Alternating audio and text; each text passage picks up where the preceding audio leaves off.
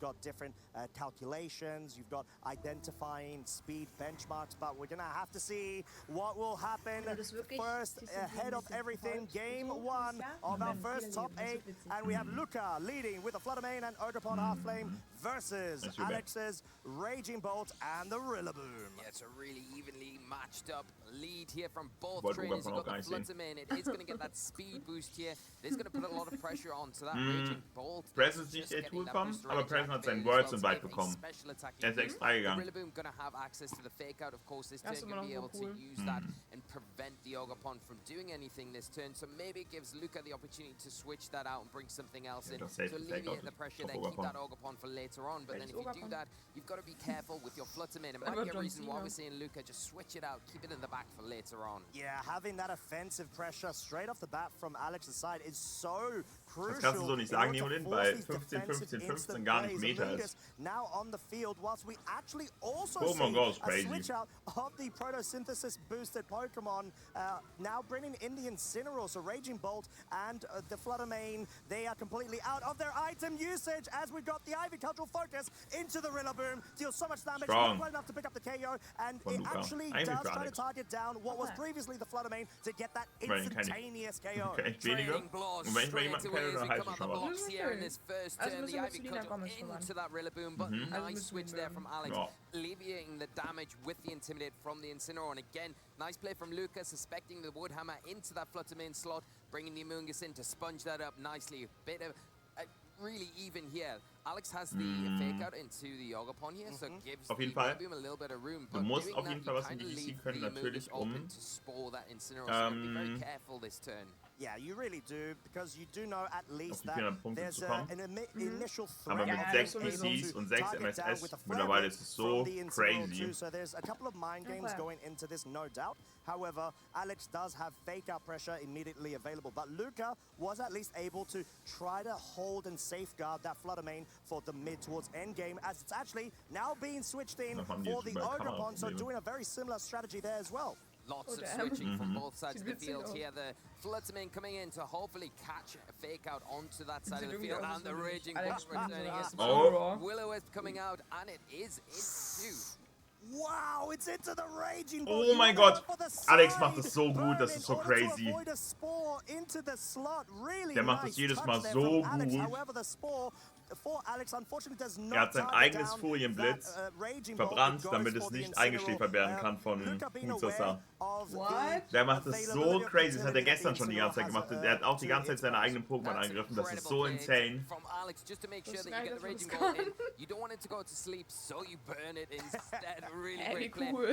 ist so crazy, der macht das so insane. Now the Incineroar has to spend a few turns asleep. The Raging Bolt in a position where it's not in a great spot against this Fluttermane that will be able to threaten. Now both of these Pokemon have lost their booster energies.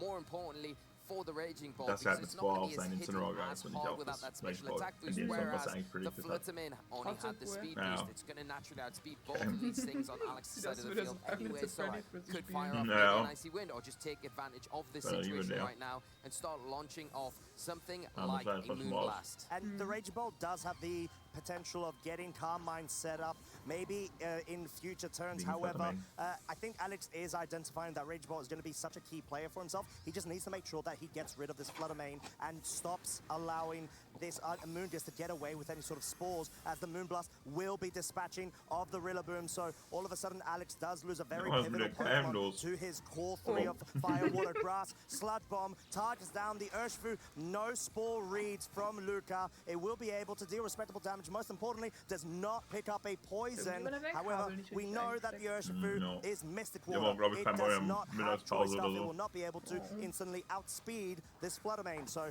Alex is in a bit of a spot. He needs to support that Urshifu. Yeah, it does have the Terrestrialization here, which will alleviate that threat from the Moonblast on the Fluttermane. But again, by doing that, you're committing your Terrestrialization, and you're also susceptible to habe ich gesehen. You haven't got any real way to deal with the Amoonguss. The Incineroar really shuts down your one outlet to be able to deal with the little mushroom, and it's very difficult for Alex in this spot with just the Raging Bolt. the Incineroar and the Urshifu left. Yeah, because you don't have that instant pressure with the Raging Bolt, and since Moongus is available for redirection, you can't exactly go for a Thunderclap in a very safe manner. However, switch out from the Fluttermane. Yeah, and we are going to see the Fluttermane retreat for later on in this game, and match for match, the Urshifu on Luca's side going to come out, be a contender to go up against what looks like might be the Terastallization on Alex's Urshifu here, turning into that Terrifier type. Perfect switch from Luca, because next turn, those surging strikes on Luca's side of the field are going to really threaten both the Urshifu now that is it fire type and the Incineroar that is fast asleep. Oh, yeah, and actually focusing with the surging Der Mann strikes here trinkt. is such a nice switch. Ja, das ist doch eine Luca Cola. seems like he's actually one step ahead at the current moment, being able to have Die haben that sauer really Cola-Flächen. good insight to the board state itself. However, Incineroar, of course, will be taking its turn of sleep. And Moongus is so free to pick up a Spore and will be now putting Urshifu to sleep, resulting to the point where Alex already has passive actions from his place. Warum ist jetzt hervorgegangen wie Flutter, ne? Take advantage of. Yeah, now the Amoonguss free to just go for the Sludge Bomb into either target here. The Raging Bolt, if it does decide to switch in at this point, won't appreciate taking one of those, and now Er holt Urshifu raus. Luca spielt es so your gut. own Urshifu if you're Luca, because you've got two fire types in front of you. Even again, if the Raging Bolt comes in like we're seeing here, it's not going to appreciate a water terrestrialized Okay, Andy. Wir haben noch nicht 22 Uhr. Wir sind Kinder am Ende. But we do get confirmation, like you mentioned, Lee, there, the terastallization. So Luca opting to go for the full offensive pressure right now. And we are going to see that terastallization. Where's the surging strikes going? Is it heading into that Ey, wie willst du noch eine Commission? One hit. 2 hit, well, 3 hits will probably be needed here, I would imagine. Yeah, I would imagine indeed, as if we do get confirmation, just barely being the case, even though it is going to be able to have the water terastallization. But most importantly, right now, the Amoonguss. Does it go for another Spore, So crazy, or does it crazy try to wie go die on the letzten offensive with Tage auch. Sludge Immer mal Bomb? It actually opts to go on the offensive. We know that the Rage Bolt, eine it's burnt, Flasche, it can't fall susceptible Pommes to und a poison Börek status. holt. However, Meist war es the echt so, Amoonguss nach has dem not Börek und been nach dem Pommes war er eigentlich... Ja, ich würde noch over on Luca's side. Luca's just been able to essentially show a masterclass in this game. Yeah, and it's going to be very difficult here. You can't, like you say, lock into that Thunderclap because you've got Rage Powder from the Amoonguss there. The Urshifu coming back in from Alex is asleep. It is rendered useless at the moment. Very susceptible to the Urshifu as well. A Surging Strike into that slot will be enough to pick it up. And the only real option you can see for Alex here is probably going down the Calm Mind route and hoping that you're able to get a couple of those maybe set up, or one of those set up, and then dispatch of the Amoonguss. But then the whole time you've got to worry about that Urshifu that has terastallized. Als weg war's, ich hab allen Moin gesagt und alle haben mir Moin Ich habe wirklich zurückgesagt. 3 Leuten, die mir entgegenkamen, Moin gesagt, und alle haben, die meisten haben nicht mal mit mir geredet danach. I don't think so. It feels very tough for Alex in this one moment, but we've seen stranger things happen, Costa. We most definitely have, Lee, as we do get the forfeit from Alex in that game one. Eis hat er aufgegeben, ne? Picking that up and being one step Hallo, Rita. closer over to a spot in the semi-finals. And what a way to be able to kick things off. Alex, like we mentioned, had lost the previous set before top 8, so there are a lot of additional factors that he must be taking into consideration. And maybe he Bayern nach 0-2 Rückstand. in being able to break down that Amoonguss. Oh mein Gott, ich kann kein Kickbase spielen. Ich muss meine Daily 100.000 abholen. Weißt du deinen Account-Daten? Ich kann es auch auf mein Handy laden. Ich muss gucken, ob man sich vielleicht im Internet anmelden kann. And go for that Will-O-Wisp, but even the utility of the Fluttermane next to the Amoonguss was really good, switching it out that first turn. You think, oh, you've wasted your booster energy, but get it back in. Du musst jetzt auf dein Handy holen. Ich muss Kickbase spielen. Okay, machen wir. Of the Rillaboom that could have been part of that pivoting core with the Incineroar. From there, once the terastallization was on the Urshifu, the Surging Strike on Alex's team, making it very difficult to deal with. It's a bit tough for Alex because you would surely Heidenheim. Actually, aber ich bin sehr impressed von Heidenheim. Allgemein. Sind aufgestiegen und normalerweise haben es Aufsteiger, also Darmstadt ist zum Beispiel aufgestiegen, die haben es immer richtig schlecht. Heidenheim auch aufgestiegen und die sind einfach 10. Das ist crazy. does have room to be able to be brought into the set in order to have something immediately available to dispatch of the Amoonguss, or at least force it into a water terastallization to open up your Rillaboom to be able to dispatch of it, if you know what I mean. 2 Tore, wichtig. Ja, ich weiß, Leipzig, Jet. Oh, warte, hab ich dürfen? Ich glaube, ich habe dürfen. as heavily by the spores as the rest of the team, of course, having the immunity there. The only problem is the heavy fire types that Luca has access to. You can see in that game one he brought the half flame Ogopon. That's not a great Pokemon to look down on if you are a Goldingo, and forces almost terrestrialization. Same can be said with the Incineroar as well. That is gonna, you know, threaten with those knockoffs. Hasn't got access to the Flare Blitz on Luca's side of the field, but can potentially do some really good work against terrestrialize. But I do feel like that could be an option alongside what you're saying with the Chen Pao that does have that clear amulet item, not going to be affected by Intimidate, and does have that Icicle Crash, which could pick up a knockout. However, we've got game 2 available, everybody. We've got Alex's lead of that Rillaboom Incineroar versus Luca's Incineroar and the Amoonguss. So double fire, double grass, and a lot of fake out availability. Yeah, and I think if you are Luca in this game, you've got to protect the Amoonguss. We saw how pivotal it was in that game 1. I think that's the big thing you need to make sure you are protecting. There is active fake out on the opposite side of the field. The Rillaboom selber Persona und sowas zu haben, ist ein bisschen was anderes als jemand, der auch teilweise in diese Community gegrabbelt ist. If you are Luca and try and not take unnecessary flare bets, it is threatening even from a -1 intimidated Incineroar. Yeah, Alex wanted to go for the very safe fake out and not allow this Amoonguss to be able to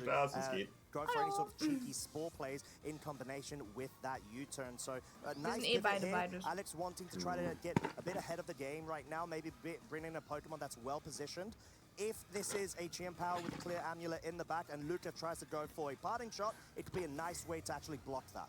There's the Raging Ball that hits the field goal, getting that booster energy activated. Will take its special attack up 1 stage, making it hit a lot harder than it would have done before. But keeping that in check is Luca's Incineroar. The drop on that special attack, taking it back down to neutral here. And the Incineroar retreating, so it's got that Intimidate ability for later. Allowing Luca to bring another Pokemon in the Raging Ball, matching Alex step for step. Ich glaube, hier hat erzählt, dass irgendjemand wir kennen seinen Hund. Genau.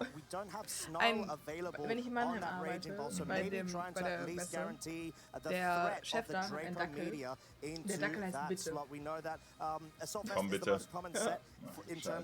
Bitte, mach Sitz. Und das ist sehr süß, weil er so ganz viele Fotos, das ist so ein Dackel, der hat so ganz kleine Beinchen, das ist so ein Wurst. Und der hat auch immer so eine Krawatte und so einen Dackel drauf. Ich lieb das.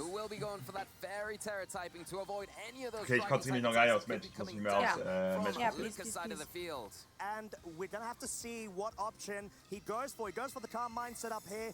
Really nice placing. So würde ich das nicht definieren, die Rolle. Sonst sagst du, dass alle Fandoms mit anthropomorphischen Wesen sofort alles Furries sind. Das stimmt einfach nicht. Die Furry-Community sind mehr als Leute, die Wesen, Bestien und potenziell anthropomorphische Tiere feiern.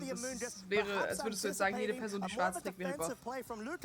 Yeah, probably suspecting that the side Will-O-Wisp might come out. Aber ich denke, jeder kann das ja definieren. Wenn du das so definierst, dann ist es auch okay. Mach das, wie es für dich comfy ist, aber schreib einfach für anderen nicht vor, was sie sind. Vor allem Communities sind so ein festes Ding, da irgendwie random Leute reinzuschieben. As well, which in turn is actually something probably Alex doesn't mind too much because it gives the immunity to that spore. Yeah, it's much to the detriment of your own secondary effect. Poison echt kacke für Alex.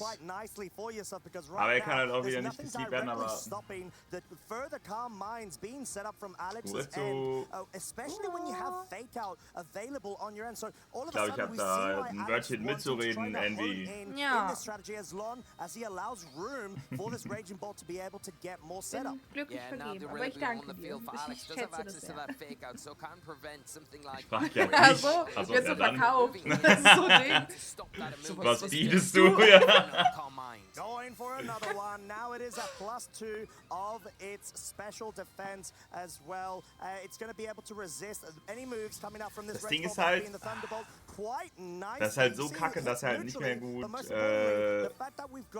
Kornbiten kann. Special attack and special defense, as well as rotating fake out users, is just a really good position Alex has identified. And now this Raging Ball on Alex's side of the field becomes a lot more threatening. You've got to notice as well that Luca's Raging Bolt has access to the Assault Vest, so it doesn't have access to Protect here. It will be susceptible to those Dragon Pulses that Alex's Raging Bolt has access to, and maybe a combination of that and then a Wood Hammer from Alex's side of the field could be the best option here, because then if you do see the Trustalization, you cover it with the Wood Hammer. Ich sehe das eigentlich, glaube ich, noch nicht so, aber ich muss auch ganz ehrlich sagen, es spielen so viele Leute dieses Japanese Balance und ich finde es so langweilig zum Zuschauen, wenn 2 Japanese Balance Teams gegeneinander spielen mit Rillaboom und Incineroar. Was genau bedeutet Japanese Balance? Das ist halt so, hat sich in den japanischen herauskristallisiert, das haben die dort alle angefangen zu spielen und dann kam es halt in den Westen, war es das reicht nicht für dann kam es in den westlichen Bereich und das ist halt, Balance ist halt, also es gibt halt 3 verschiedene Formen von Pokémon. Es gibt einmal Offense, es gibt Balance und es gibt Defensive oder Stall. Balance ist halt sehr balanciert, geht offensiv, geht defensiv, aber die sind also meistens so richtig so bulky-offensive Pokémon sind da drin und die wollen lange leben, die wollen sich viel heilen und so. Das ist so, wenn die dann halt 2 gegeneinander antreten, das ist eigentlich, ich glaube, eigentlich richtig cool, weil da so geisteskrank viele Mindgames sind. Ich habe eben mit Belex auch ein Match davon geguckt. Das war schon interessant. Aber wenn halt ab dem Zeitpunkt hier mittlerweile alle plötzlich nur dieses Japanese Balance spielen, dann wird es echt nervig. Ja, das verstehe ich. Das ist bestimmt interessant und lustig mal anzusehen, aber das ist so wie wenn irgendwie... Ich will es nicht in jedem Match. Ja, ich will es nicht in jedem Match sehen. Loser Balance außerhalb von Ligen spielt. Ich finde Balance, nee, ich finde alles aus, was nicht Offense ist, auch wack. Prediction there, good read from Luca. At least guaranteeing he can get rid of the Pokemon that Alex seemed to be building his strategy around, both in Game 1 as well as Game 2.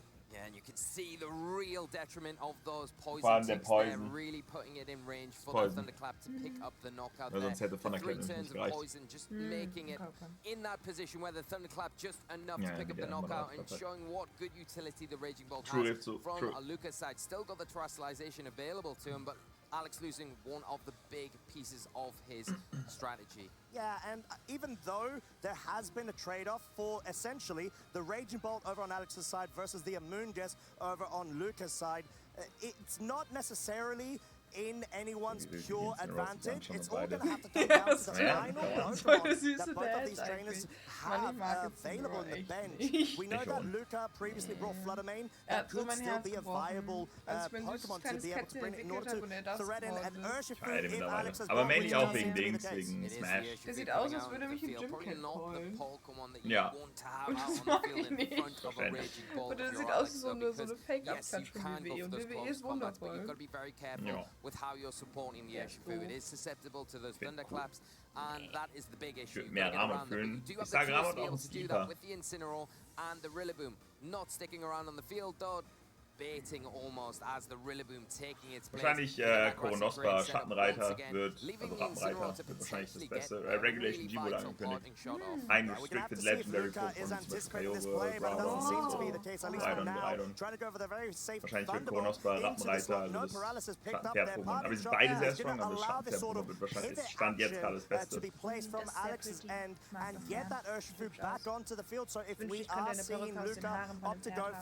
finde es so verrückt, dass Terrapagos, ist Terrapagos ein Restricted Chat? Oder kommt er einfach nur rein?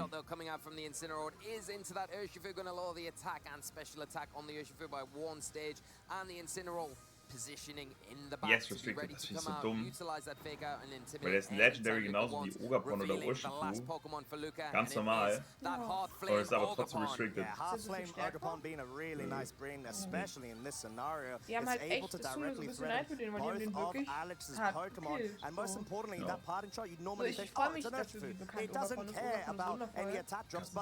Aber, ja eben, und ich finde die auch so süß, die Schildkröte. Es tut mir so leid, weil ich mir vorstelle, wie so der Artist, der so Ogapon designt hat, so ein Drive ist, und der andere Artist so, the Ogapon really does threaten that Rillaboom as well. There is the option here for Luca to Terastallize it, but you can see probably not the most ideal thing in front of that Urshifu here, taking away that pod grass typing. At the moment, it's probably preferable to keep that, and the Fake Out being active, coming out into that slot, stopping it from moving this turn. Is Alex going to be able to bring this back? We're going to have to find out. Surging Strikes looking, especially with that Mystic Water, more than enough second hit. hit, and a third hit guaranteed does pick up the KO, but this Raging Bolt has been ignored yet again, and Alex is starting to run out of fumes in his tank. Huge Thunderbolt coming out from the Raging Bolt. Oh, lebt actually. But not Oh, wenn da jetzt die Haare kommen, ne? Luke is saying, if you're going to go for my overcon, that's fine. I'm going to get some utility out of this Raging Bolt. It has been left alone in a huge Thunderbolt. Now in Thunderclap Nichts, was gerade drin ist, wird Alex in a restricted. really awkward spot, Let's having go, to Richard, protect the Urshifu or switch it out this next turn. And the real situation that I'm identifying for Alex here is, are you able to always have Fake Out available right by your Urshifu and get those rotations going in order to sort of suppress this Raging Bolt on being able to pick up the KO? So it feels very difficult, but if there's going to be a trainer that's capable of doing it, it is going to be Alex. Yeah, it just feels like a very hard task at the moment, especially when you've got the Urshifu so low health. Now you're going to have to try and position the Incineroar on your side of the field in. Oh, Fake Out in Urshifu, aber dann kein Thunderclap gedrückt. Fake out into that slot to prevent it from moving, and you're going to see a U-turn come out from this Rillaboom into the Incineroar, so Alex can pull that Incineroar of his own onto the field and have that Fake Out support for this next turn to potentially prevent the Thunderclap from picking up the knockout. Yeah, exactly that. And Incineroar is so healthy, full health right now. It will be able to have that Fake Out available the subsequent turn. Thunderbolt, it does target the Incineroar, but it does very minimal bei damage. Luca leben nur noch Incineroar und Raging Bolt. Ja, this is the situation, at least, that Alex is one step closer towards his strategy. He fakes out the Raging Bolt. He does pick up a KO on the Incineroar with the Surging Strike, and then afterwards does allow another rotation of the Fake Out, switches the Urshifu out for the Rillaboom, and gets another pivot. Wechselt nicht raus. It's late in the game, but Luca waiting for the precise time to launch this Terrestrialization onto the Incineroar, going for that Ghost Terror type to avoid and take away that Water type weakness from the Urshifu here,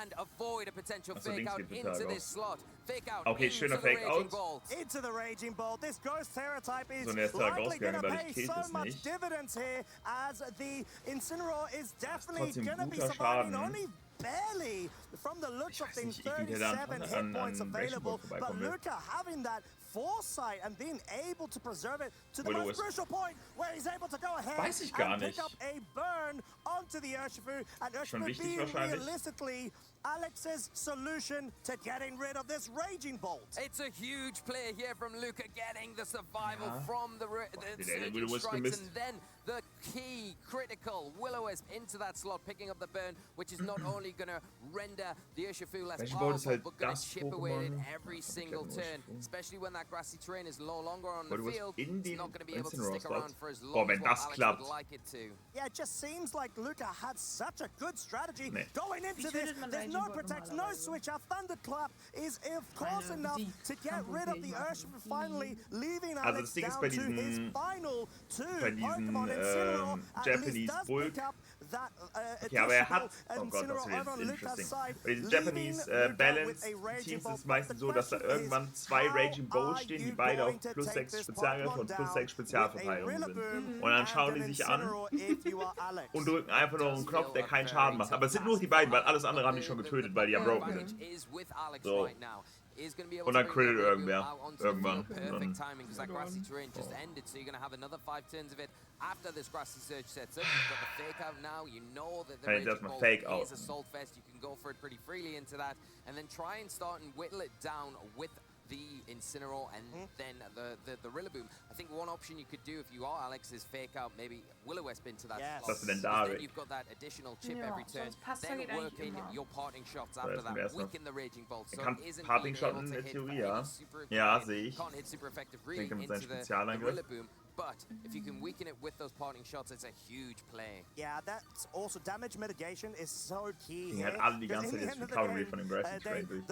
The game is trying to pick up KOs onto your opponent's Pokemon. So if you start nullifying the damage output, it's beide a sind really immer good strategy Terra-Terry. to be able to incorporate. Yeah, and the U-turn coming out here from the Rillaboom doing tiny bit of damage there, but the Thunderbolt coming out from the Raging Bolt, and you can see the usefulness of those parting shots, followed up by a Will-O-Wisp now. Ich glaube, Eis gewinnt das. each and every turn that Raging Bolt with that burn status condition. Ich glaube, Eis gewinnt das. He's bringing Nudeln, this Reis, back. Lasagne, I don't know how he's doing it, but I think he's honestly being able to find a way around this Rage Bolt, even though it's going to be a bit of a sluggish back and forth between both the Incin and the Rilla pairing versus the Raging. It seems like he's still going to be able to outpace and outlast the resource that Luca has available. Yeah, you can see the utility of the parting shot from earlier on onto the Raging Ball. I think the error that Luca made in this match was never really switching the Raging Ball out at any point and resetting those drops. So now it is not as effective, going for a last-ditch attempt with the Draco meter here, reducing its special attack even further. So the next turn, it's going to be hitting for way less damage, especially after another parting shot here, leaving the Rillaboom in a great position. Aber beim Essen das Video von Wolfen mit Kokobei gesehen und das ist ihm echt gefüllt. Womit hast du es denn gefüllt, Kay? The big hope here is if you are Luca, you're fishing for a Draco meter critical hit, because then it will ignore all of those stat drops and maybe pick up, well, it definitely will pick up the Incineroar here, but then that's one Pokemon down. You're still gonna worry about the Rillaboom. Okay, 1-1. Mit Liebe. Du hast Kokobei-Team mit Liebe gefüllt. Ich judge nicht, ne? No King-Shaming. Und wenn du auf Kokosliste stehst, ja, wenn du auf Kokosliste stehst, dann gönn dir.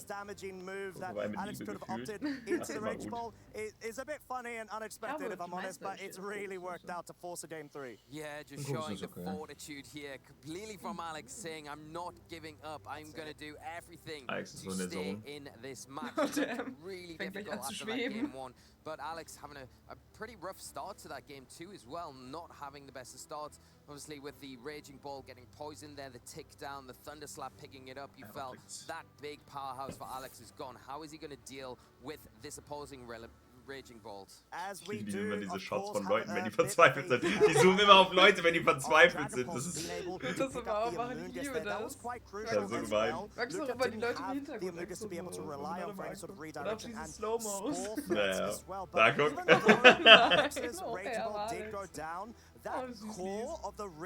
Aber auch diese Einspieler zwischendurch, das machen die ganze Zeit, dass diese Leute so Einspieler von denen haben, aus dem Publikum, aber nur so auf so 0,7 Millisekunden, mehr darf nicht, mehr geht nicht. Stell dir vor, jetzt kommt so ein Einspieler und der wird einfach echt. Was würdest du da tun? Hast du schon mal gesagt. Ich hab auch. Great turn from Luca as well, going for that Ghost Thrust slice to avoid any potential fake out coming into that slot. And a really crucial will-o-wisp off the back of that, but smartly Alex not taking the risks. Shutting down that Raging Bolt was the most important thing. Hast du bei dir zu Hause irgendwie so ein 5-Sterne-Restaurant oder wie? Das stimmt. Hast du bei dir alles? So I am curious to see how we're going to be going into this game 3. Are they going to be the same leads? Are they going to be the adaptations? We're going to find out right now as Alex has led with the Rillaboom and the Incineroar versus Luca's change up of the Fluttermane. Okay, sehe ich. Das ist ziemlich Double fake out on the field for Alex here with that Rillaboom and the Incineroar. Obviously only going to be effective into that Ogapon slot, so a pretty easy switch here if Luca does feel like the fake out will be coming in there. Gestern gesehen, das war so cool mit Energiefokus. Go for a spiky shield, get some additional damage onto whatever targets into that slot, because the Rillaboom is under a lot of pressure. Ja, mit Energiefokus, das war sehr cool. Bei Energiefokus sorgt dafür, dass du mehr crittest. Und Rankenkeule hat ja eine erhöhte Crit-Chance. Und ich weiß nicht, crittet man da immer oder ist dann 2:3 Chance? Ich weiß nicht genau. Oh, big wave, big. Yeah, and I think given how Game 2's pace went, both of these trainers, it feels like at this current moment, want to go a bit on the offensive, at least from Luca's side, bringing that Fluttermane straight off just gives a bit of a hint on him wanting to try to wrap things up and at least Energiefokus Rankenkeule, wie hoch ist da die Crit-Chance? Of a Pokémon over on Alex's side. Wir haben Instant, Terrafeuer, Ogapon. Aber da wird ja so oder so ein Fake-Out in den Slot reinkommen von einem. Also von einem von beiden. Undo the intimidate, but the fake out coming into that slot, preventing it from attacking. Oh mein Gott. Geht der für Woodhammer in den Ding-Slot? In den Rillaboom, er ist richtig abgefuckt. Ich glaube, er setzt Woodhammer ein. Der geht für U-Turn, oh! Ah, wäre für Woodhammer gegangen, der ist so big gewesen. Der hat den Fluttermane halt wahrscheinlich getötet. Der war einfach tot. 90%, ja, wahrscheinlich 2 Drittel, ne? Das wäre so crazy gewesen. Luca hat safe damit gerechnet, als er... Ja, das war richtig gut aus der Arme. Make Alex's job a little bit easier deciding what to bring in from the back because of that commit to the Trust Rationalization. The Urshifu's in the back can come in. You've still got to be very careful with your Urshifu though, of course, because if you do bring it in, ja, jetzt sind die Matches zu lange dauern und das nochmal mehr mein Game, weißt du. Ja, jetzt die Rolle, jetzt reicht's hier.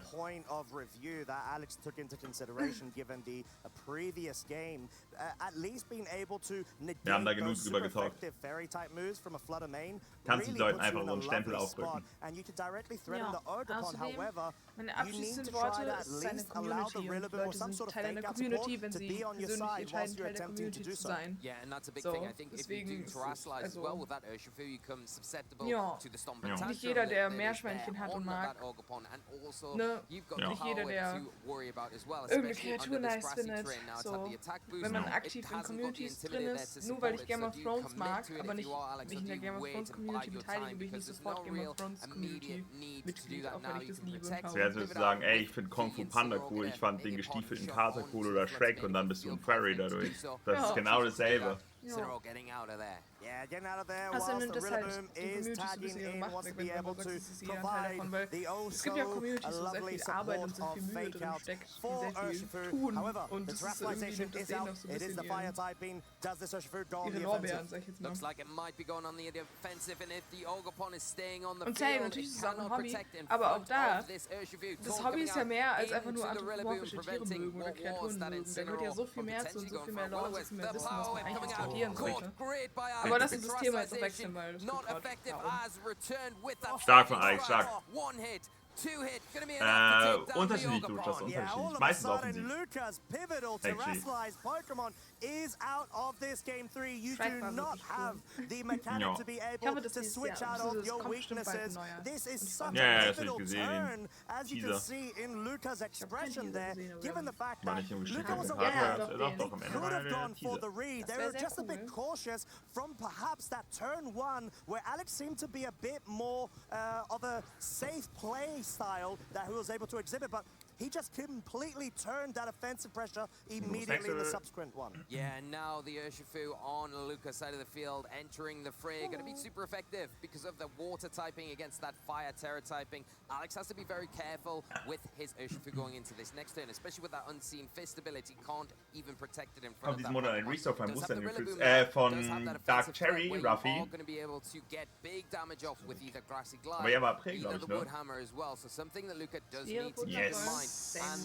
the Fluttermane not in a position to do the damage to that Assault Vest Rillaboom here. Oh, there it is, the fake out rather than any sort of Grassy Glides. Moonblast trying to target this pesky little Rillaboom that seems to be doing so much for Alex's team. But the close combat, you do not have an Intimidate drop. It deals so much damage, but most crucially, aber Grassy Glide killt halt ihn jetzt. Is threatened by that Grassy Glide KO. Focus Ash is broken, of course, and Luca is going to Alex spielt es hier sehr gut gerade.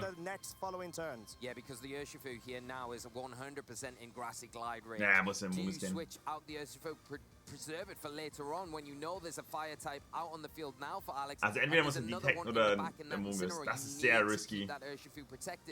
Also er will halt einfach nur Damage maybe rausbekommen, aber es killt ja Urshifu nicht. Wobei mit Fluttermane zusammen schon. Aber er wechselt raus, oh mein Gott. Big Incineroar, das ist so strong. The Incineroar in Intimidate, of course, will be able to come out, but most crucially, we've got yet again the fake out pressure available on this subsequent turn. Aquajet targeting down that Incineroar. Thanks to the Intimidate, is not going to be dealing as much damage. Just being able to bring it straight. Und er geht für Woodhammer sogar. Er geht für den Flutterwinkel. Ja, er hat schon Dings weggelegt. Er hat schon die Kopfhörer weggelegt. Das ist over. Big, Alex, big. Er kann es nicht mehr verhindern. Er ist so personal. Ja, du musst überlegen, du bist Top 8 gekommen. Du bist ein Match davor, eine Medaille zu gewinnen. Ja, natürlich ist es richtig ass, aber ich will gar nicht wissen, was er gerade alles fühlt. Und er ist sogar 13, er gibt auf. Er ist sogar 13-2 gegangen. Und Alex ist sogar 12-3 gegangen. Er hat nur 2 Matches. Guck mal, er steht schon auf. Er ist so pissed. Das ist noch nie passiert. Also jetzt das ganze Wochenende. Er ist so pissed. Incredible scenes here in London for the European International Championship. You can see the joy here from